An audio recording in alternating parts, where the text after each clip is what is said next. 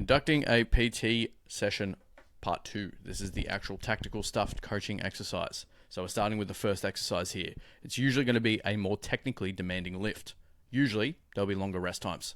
Sometimes we will use a ramp up set. I swear by them. Imagine you're on a leg press, the person can't get to depth very well. So what you do is you stick them on it and you cue them the exact cues they need to get all the way down to the bottom of the leg press machine. Keep them in the chair, add some weight, cue them the same thing again, go up. Add some weight, cue them the same thing again, go up. By the time they're 3 or 4 sets deep, they're warmed up, they're in the rhythm of the exercise, and we're going to get some good, hard, productive training there. It's a great place to learn technique and to refine technical capabilities on that first exercise for your client. Now, if we're going into the first exercise, it's going to be pretty straightforward. We're going to intro the exercise. This is what we're doing. 2, we're going to outline the warm-up scheme. Okay, we're working to 100 kilos for 3. I want you to do 55, 70 for 3, 90 for 1, and then we're going to do the 100. Outline it, make it very clear. The less you make clear, the more the client's going to get lost and wander around, right? Keep them engaged, locked in the training session. We're trying to produce the best service possible, which means the best coaching. The best coaching means the best session, the best technical improvements, and the best results. Right. Number 3 will be the technical focus for the exercise. It's a technique movement. I want to work on something. I want to improve something. On the deadlifts today, you're getting too heel heavy on the setup. I want you to find a bit more big toe before you descend down to the bar. That's the focus for today.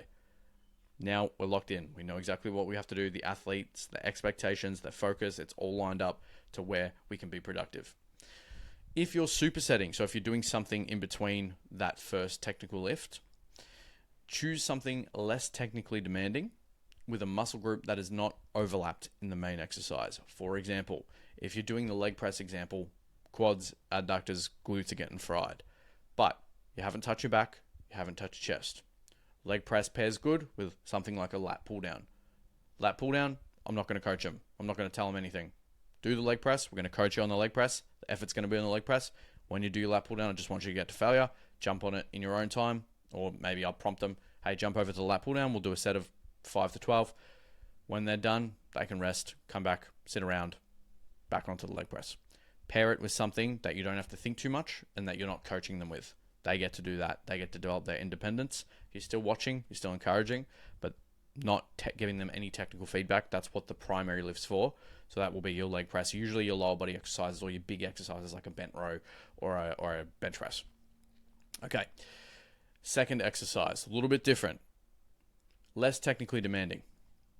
We want efficient superset pairings. What I mean by that is that if we are doing a bent row out of the rack, I want another exercise to superset that with that's also in the same rack. I don't want the client to walk around the gym a lot. I want them to stay locked into what they're doing. So if it's a bent row in the rack, then what they do is they do push-ups in the same rack. They're not moving around. Maybe we bring the dumbbells over and the bench over. So as soon as they're done with their bent row, then we can do some dumbbell bench press right behind them. Using space in the gym effectively will keep your clients more engaged with what they're doing minute to minute, resulting in better sets, better reps, better training, and better results. Better results is the key to your business. It's the whole underpinning of the whole ISF system. Shorter breaks usually here, 2 to 3 minute rotation. So we do a bent row, get some air, do some push-ups, wait a minute 90, back to the bent row. This is what we do. Number 1, intro exercise. Again, obviously, you have to let the client know what you're doing. We're going to do bent rows. We're going to do it for this many reps. Then we're going to do dumbbell bench. We're going to do it for this many reps. 2, explain the alignment with their goals. This is a bit different from number 1. Number 1, we're talking technique. This one, we're talking effort. It's an effort-focused thing. But I want to add color text. I want to say, okay, you're interested in getting a bigger deadlift. Secondary movement here is going to be leg press. The reason we are leg pressing is a leg press is a primary accessory lift to the deadlift. You need strong legs to break the bar off the ground. You're weakest off the ground. We need more legs. That's why we're doing the leg press. Okay, you want to grow your glutes. We did the lunges on the Smith machine over there. They're an excellent exercise to load the lengthened glute. Now we're over here on the GHD extensions. These load up the shortened glute. Excellent pairing. Again, it all feeds back into your main goal, which is growing your glutes. Okay. I want to reiterate every session, everything we do is alignment for the main reason we're here, which is your primary goal, whatever that may be. And again, the focus is effort, not so much technique, more effort. So select exercises that your client can do well without having to stop and address technique too much. Obviously, you're still going to coach them technically, of course, but not too much. We don't want the focus to be technique. We want it to be output. Aim for high engagement levels where challenge is high, but still doable. That's the sweet spot. If it's too easy, people won't be engaged. If it's too hard, people won't be engaged. You need it to be difficult, but they can accomplish it. This should feel like the putting in the work section of the workout. All right? You've done your bench. You've learned to arch a little bit better. You hit a good heavy weight to start with. You've done some rear delts in between. Now you're coming over. You're getting on the seals row. You're getting on the, let's say, Smith machine bench. You're putting in high rep sets. Your muscles are burning. Your body's burning. You're sweating. You're out of breath. You're getting yelled at. Let's go. We're going to hit another set. Okay. If there's any more after that, it's essentially just the same thing. You repeating the second exercise part over and over again. Maybe do some biceps, triceps next, or maybe have a particular thing at the end that you need to do that's a little bit more chill. Maybe the client has like, they want to work on a little bit more external rotation at the hip, and so you chill, finish the workout with something simple. That's a special case. Traditionally, you would just run the second exercise format again and again and again until the end of the workout. We're not going to talk about volume. We're not going to talk about programming here. This is just how the sessions should go. So design your programs around the need to hit the session like this. Okay, set to set coaching. What does that look like? Okay, so heading into a set, we need to get our client to the necessary arousal level. Some exercises, we need the client to be G'd up. Some exercises, we do not want to get the client G'd up at all. It depends on your client. If your client's chill, maybe you do need to G them up. If they're too hyper, maybe you actually need to bring them back down. Speak calm, speak in a low voice, speak slower, maybe get them to focus on technique. Because if they're too hyper, they start flubbing the technique and they start flubbing the technical elements of the lift. And then we get worse at them. No good. Okay. So other clients, look, we're going to lift this. We're going to push it, whatever you want to say to encourage the person and get them hyped up. Post set. After they finish, congratulate. Always. Great set, mate. Nice. That was strong. Say something. I feel really awkward doing this to the camera, I will admit. Ask them how they felt. That is incredibly important. How did they interpret the lift and the set?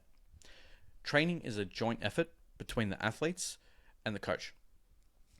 In the athletes, we have their experience, understanding of the task, their personality, and so much more. Their interpretation of what they're doing, their relationship with it, and a pairing between the coach's knowledge, skill, and eyes.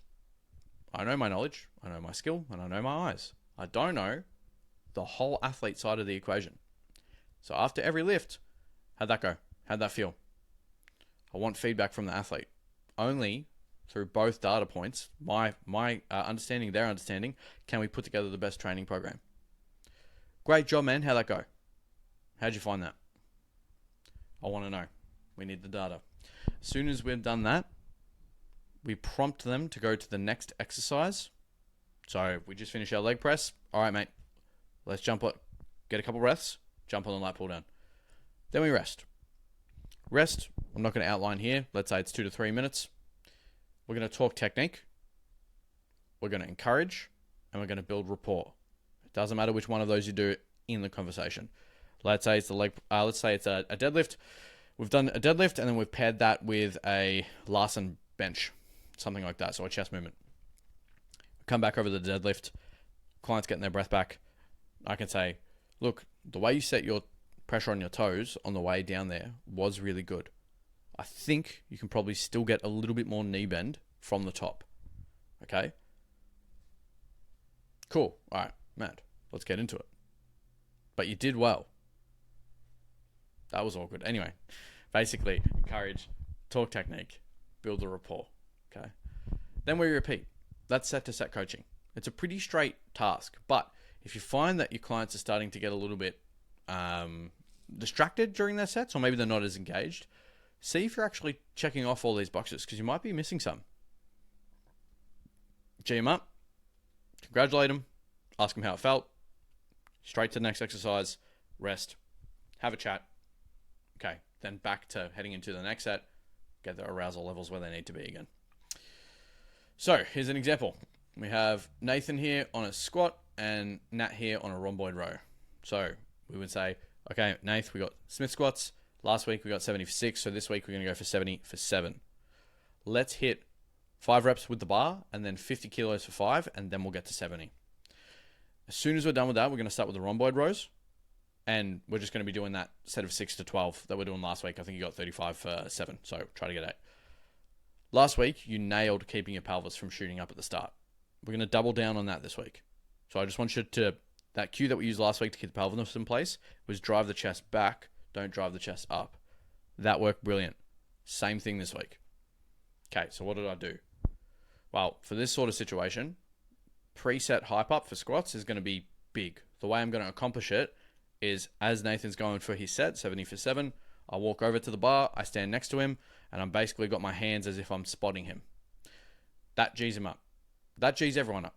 Having someone come over and stand near you, and it makes you feel like what you're doing is serious business. If I want to get them even more hyped up, I say, Devin, or one of my other clients, mate, can you come over here and help me spot Nath? Right, we're taking this very seriously. If you act like you're locked in for it, the client, their standards, their efforts are going to raise.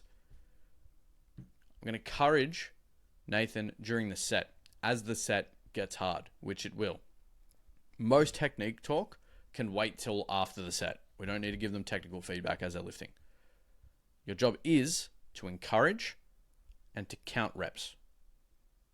Your client probably won't be able to count reps and output maximum squats. I'm sure if you've trained before, you already know that. Okay. If there is some sort of technique thing you need to adjust, yell it, keep it as short as possible. Usually one word. Maybe they're not bending their knees enough in a squat. Knees. Knees. You should have already established what that cue means to the client before you start yelling crap. If you haven't established a cue, don't say it. Just encourage. Yelling works. At our gym, obviously, it's not unaccustomed for people to be yelling at each other, but if you're in a commercial gym, it's a little bit harder. Stand close and speak firmly if you don't want to yell in a commercial gym. Afterwards, after the set, congratulate. Well done. That was way easier than last week. Well done. You really pushed through some hard reps there. Well done. That was actually terrible. Whatever you want to say to the client, encourage them. And then we ask the predictable question, how did that feel for you? As soon as they're done answering, all right, cool, man. Let's hit rhomboid rows. There'll be no cueing for the rhomboid rows. Just let the athlete hit it. Again, the exercise selection will be key. We've done the main lift. We've cued them in. Go do something that's mentally easier so you can chill. Just get some good stimulus in, and then we're going to come back. Now we're resting. While we're resting, nice job keeping everything in place. There was still a little bit of hip lift towards the latter reps. So what I want you to do is I want you to double down on the last 2 reps, even if it means you're not going to make the lift. I want absolute commitment to your technique. You've got your cue. I know you can do it. The chest back thing, fix the hips. Stay exactly where you are. I'm going to be right there. There's no actual risk of failure, but I want you to absolutely commit to the technique on the next rep. And then build rapport. How's your weekend? That's a terrible haircut. Where did you get your shoes? The dumpster? The normal stuff you would do to make friends. That is a good example of just taking someone through a set. This is one of their, let's say that'd be their first exercise, kind of cueing there. A bit more technical for the main lift, simple exercise for the second lift, and we can see how all those points are hit during that little dialogue. That little cycle is coaching. That's exactly what we do. Obviously, the technique feedback will grow and be more accurate the more you as a coach understand, but that's the job.